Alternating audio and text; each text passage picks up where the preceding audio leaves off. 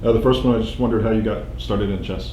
So when I was 7 years old, I went to an after-school activity in a seniors club that was operating as a place for kids to between 4 and 7 p.m. every day, and once a week they had a chess activity, and I would basically learn the rules and everything through a teacher who used to teach kids for like 10 or 15 years.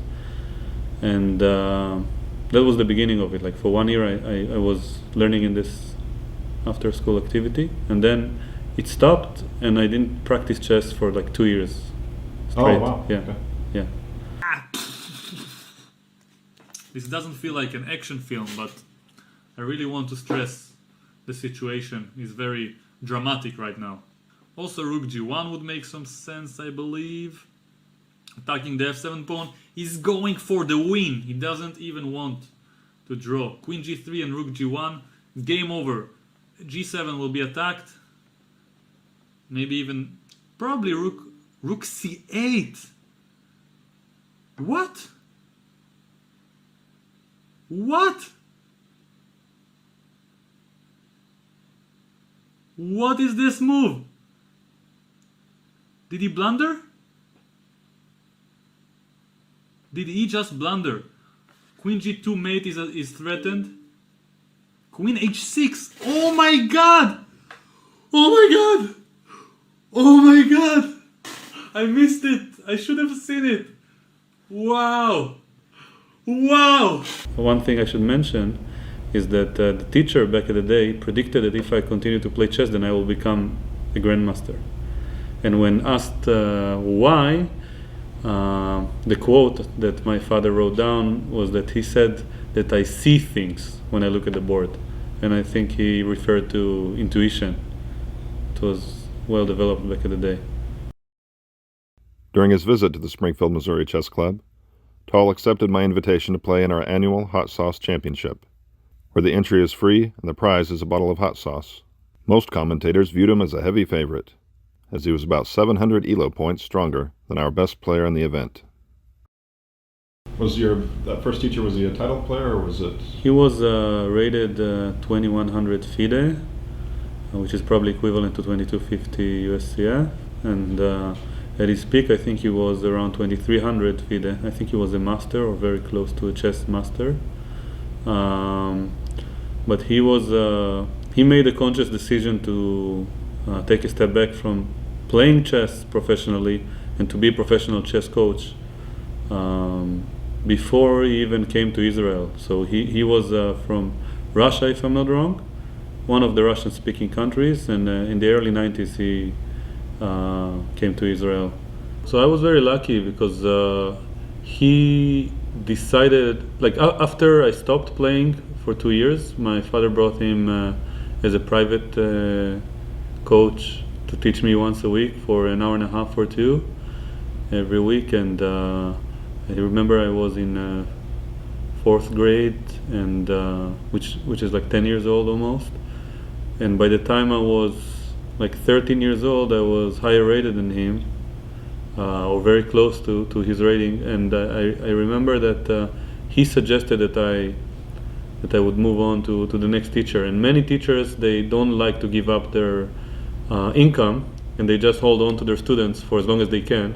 But he was very honest about it, and I've seen a lot of other examples of trainers who had less integrity. So I feel very lucky that he found the right coach to pass me on to. And the next coach was someone who's like the national coach of Belarus, and he taught pretty much all of the best young players in Israel and brought them to Grandmaster level or international master level. So I was very lucky in terms of being in the correct environment with the right people to nurture me. When I was around the age of 14, I didn't anticipate being a professional chess player, but then I had an amazing result in a tournament abroad. So it was the European Chess Championship. At the time I was 4th in Israel, under 14, and I ended up finishing on the 5th place in Europe, which was a huge achievement for me. I managed to beat the champion of Russia and draw with the champion of Ukraine, who's now representing the US. His name is Yaroslav Jerebuch.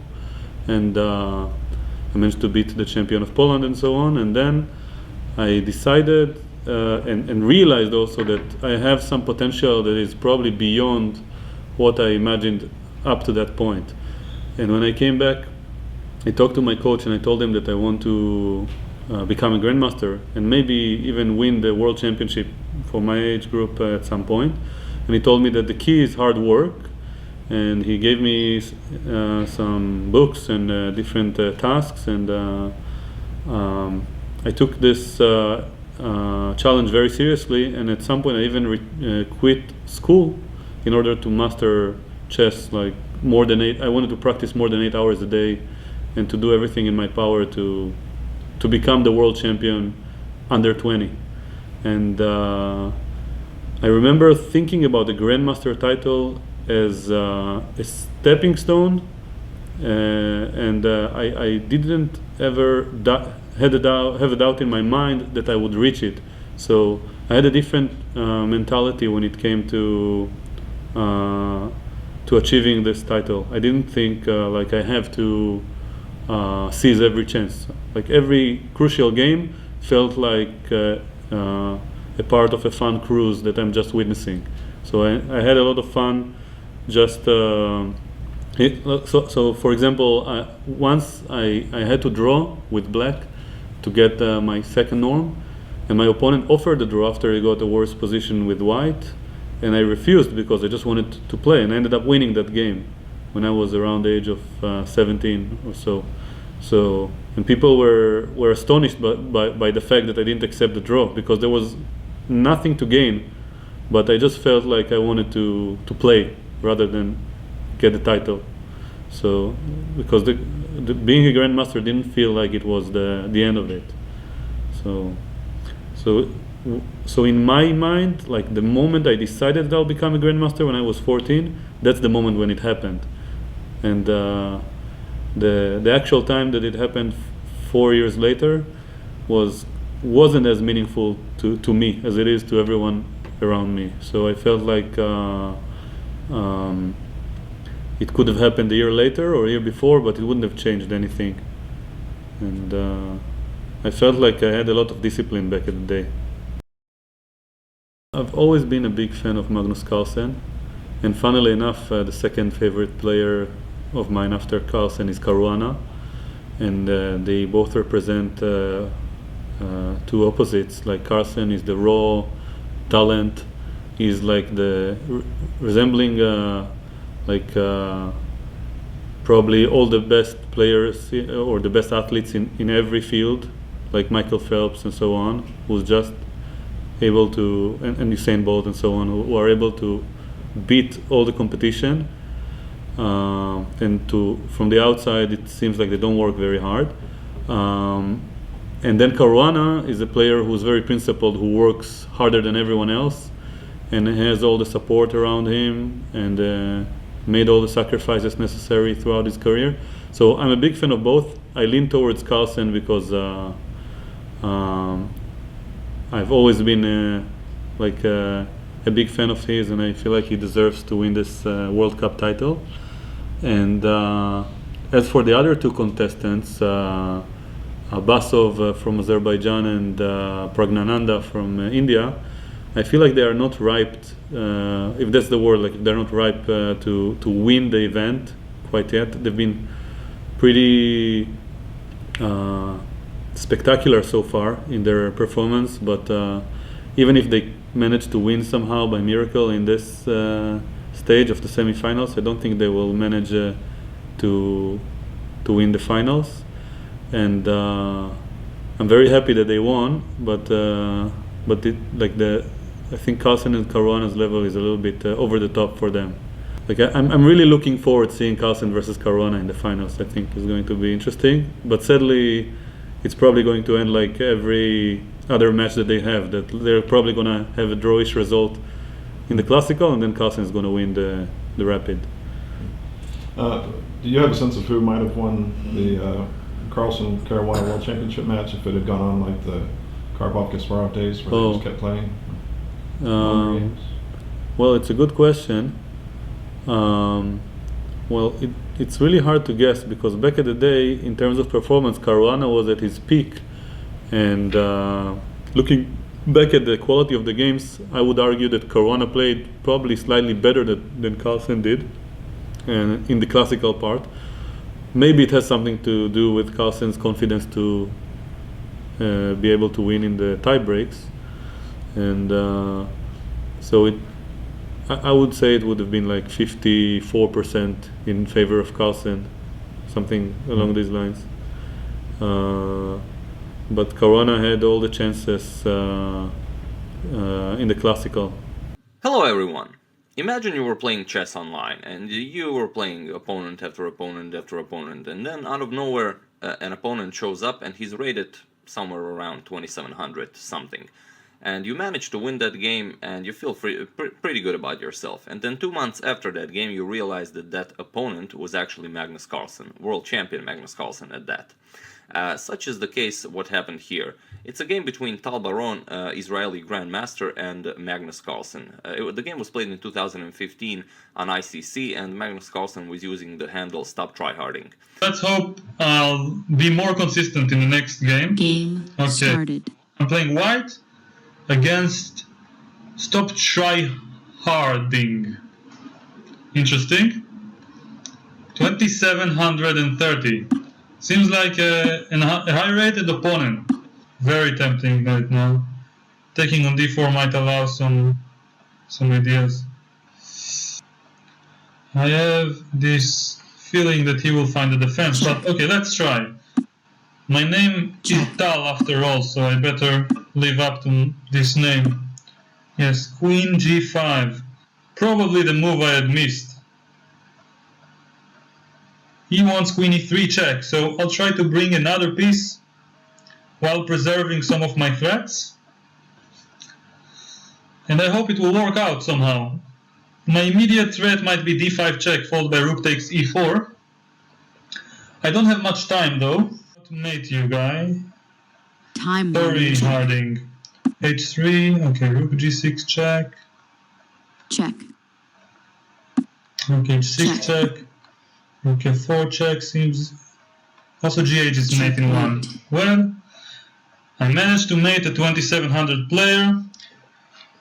I'm sure you've noticed there is more than 400 points between us, but I have to admit my rating is a bit low, and I feel a bit underrated at the moment. So Ding and also Caruana are the same age group as me, and I've met them throughout the years in different tournaments. And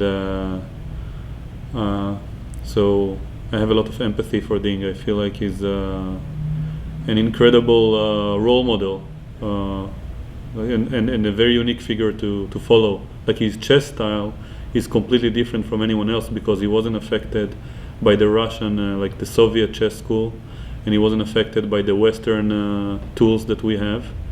And he probably didn't even have a proper coach like the rest of the professionals in the West. So I have heard some rumors about how they raised them in China, but I can only assume that he pretty much was his own psychologist throughout the years. So I have a lot of respect and admiration for Ding. And having heard in retrospect that he would have retired from chess if he didn't win that event, I'm very happy that we still have him around. And Carlsen can be even more influential through the social media, and I think that's part of the reason, like the unofficial reason that Carlsen withdrew from the cycle is because he realized that his name, his brand, is a bigger entity than FIDE itself these days. So it didn't harm chess as a whole, but having Ding and a chess rush in China can be quite positive for the game.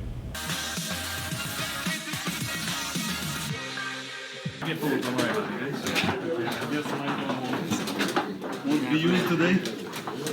Okay, let's get on. So I'm also working on a documentary about Boris Golko, and I wondered if you had met him or if you knew much about his career or what he's doing now. Well, not more than any other chess grandmaster who lives in Israel. I didn't have a lot of chance to speak to him, but I saw him a few times in the Israeli circles, and yeah, I don't have a lot to add, but I can say that I'm fortunate to live in a country where so many grandmasters arrive from the ex-USSR and contribute so much to our culture, and I can't wait to hear more about him, because I'm sure I'll meet him in the future, and I don't know, like when this movie comes out, then I'll be happy to watch it and to learn more about him.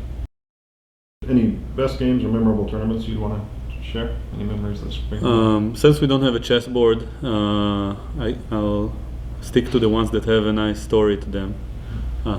So one I've already shared about wanting to improve more than achieving results and titles, where I refused the draw for the Grandmaster title. I have another story where I played a tournament, and like I was playing an international tournament in Netanya in Israel, and it's one of the biggest opens that was ever organized in Israel, and the first prize was equivalent of around $8,000, which was quite high. So I started the tournament pretty badly, and on round number 3, if I'm not wrong, either 2 or 3, I had a lost position from the opening with black against a guy ranked 400 points below my rating, and he was basically a tourist there, but I didn't know this at the time. He was the brother of a professional player from Italy, and a good friend of mine would complain that they follow my game, but every time someone resigns, they don't understand why, and they would just be very upset with me and annoy me over the phone about why I resigned, and demand that I show them the explanations. And in that crucial game against this above-mentioned tourist, I reached a position which I'm sure every person would resign, every professional player would not hesitate, but I imagined that it would be so difficult to explain it to my friend that I decided to continue for a few more games, for a few more moves until the guy promotes or something. And somehow the game lasted on and on and on and on and on. And at some point, even though he was still completely winning, he just offered a draw because he was exhausted. And I ended up taking the second spot in the tournament after winning like 5 games in a row. And the guy basically saved my tournament's life. And it was one of my biggest achievements so far. So, yeah. Did you start playing deeper into games before you resigned after that? So it was a big lesson for me, because we think we know best, but in some cases we don't really know. Like what's the, like even if we have less than 1%, it's still a chance, and sometimes it's hard to tell the difference between 1% and 0. And yeah, humans are attracted to giving up when things get hard, in some cases. So. Yeah, to this day, I still, if I look at this game, it's hard to believe that I survived that, because the final position is still like 2 moves away from resignation for every level.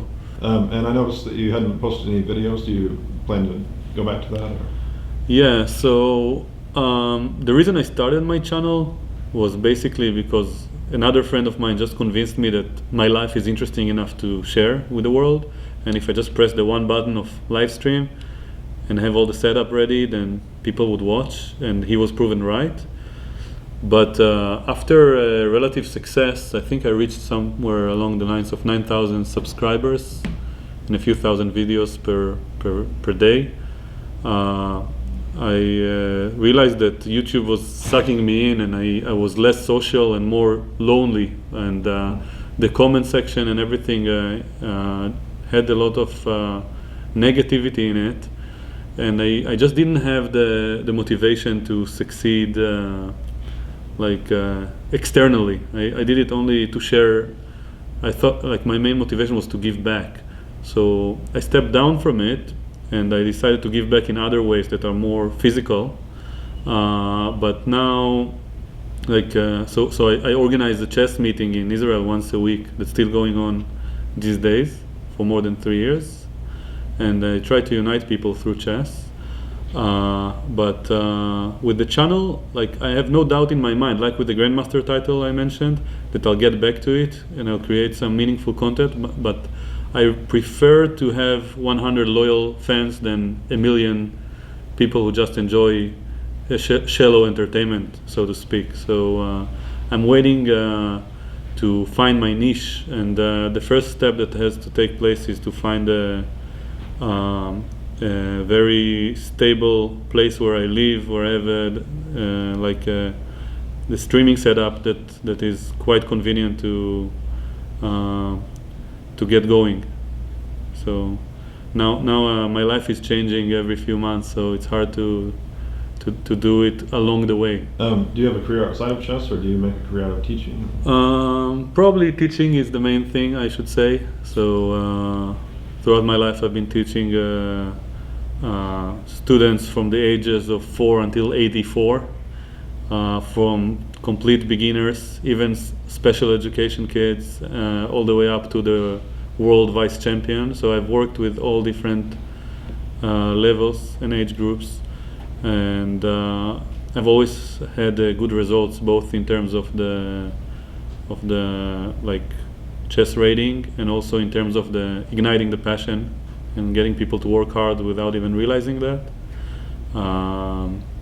So I feel like I've always had a passion for teaching, even more than I have for competing in chess.